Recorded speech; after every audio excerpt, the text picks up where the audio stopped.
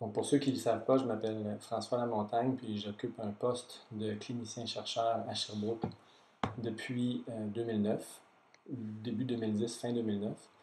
Et depuis le tout début, je consacre toutes mes activités de recherche à des projets qui sont localisés dans l'hôpital, dans les unités de soins auprès de patients très malades.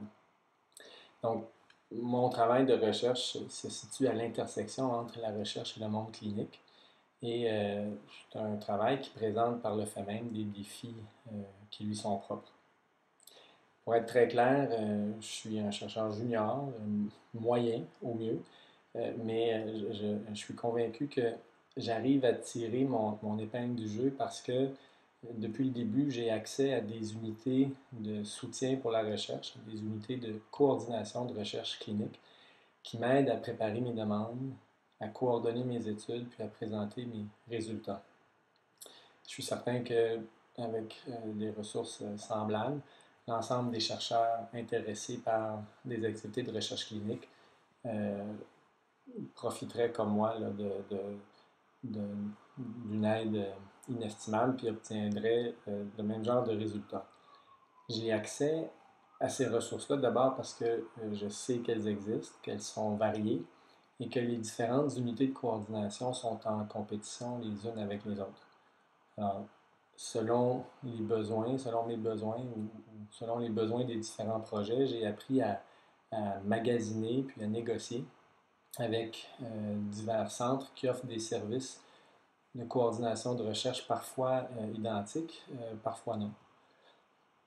Mais j'y ai aussi accès parce que on m'a formé à les utiliser et puis de façon très réaliste, bon an, mal an, je réserve une part considérable de mes fonds pour ce genre de service. Et donc, depuis 6 ans, j'ai dû envoyer à Kingston, à Toronto ou à Hamilton environ 30% de mes fonds de recherche pour la coordination de mes projets.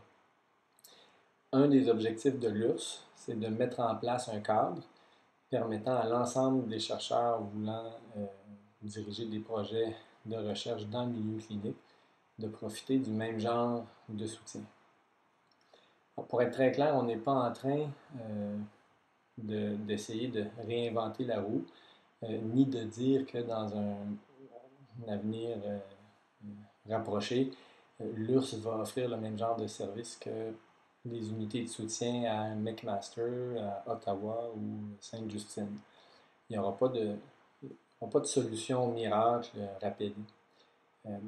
Mais sachant que chaque projet est différent, on mise sur notre connaissance combinée là, de nombreux milieux de recherche pour aider les gens qui vont travailler avec nous à structurer leur projet de manière à pouvoir interagir avec divers experts qui, eux, pourront améliorer les chances de nos chercheurs d'obtenir des subventions puis de réaliser leurs projets.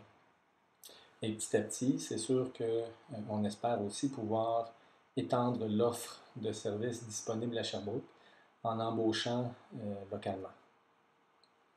On a porté une attention toute particulière au cas des étudiants qui n'ambitionnent pas de devenir chercheurs ou chercheuses nécessairement, mais qui sont obligés de faire un projet de recherche durant leur formation clinique. Alors, on ne les oublie pas. Dans une proportion non négligeable, les objectifs de ces étudiants recoupent ceux du CRC, c'est-à-dire que leur but peut être souvent d'exécuter un projet qui mènera à une subvention et ou à une publication scientifique revue par les pairs. Il s'agit alors seulement de trouver un mode opérationnel qui tienne compte réalistement de ce que ça demande de mener un projet comme ça à terme. Puis on a un plan très très clair, puis à mon sens très réalisable, à proposer au programme, aux directeurs de programme qui souhaiteront travailler avec nous. Donc ultimement, si tout va bien, que ce soit pour des clients qui sont des étudiants ou pour des chercheurs de carrière, l'impact de l'URSS devrait se mesurer en termes d'une augmentation des subventions et des publications, qui demeurent, il ne faut pas se le cacher, les principaux, sinon parmi les seuls critères d'évaluation des centres de recherche affiliés au FRQS. Donc, j'espère que ça va fonctionner. À tout le moins, il va être intéressant d'essayer de mettre sur pied l'URSS avec vous. Puis j'espère qu'on aura plusieurs occasions d'échanger, de modifier, améliorer l'approche dans l'espoir que tout ça fonctionne au bénéfice là, de tous les membres du centre de recherche.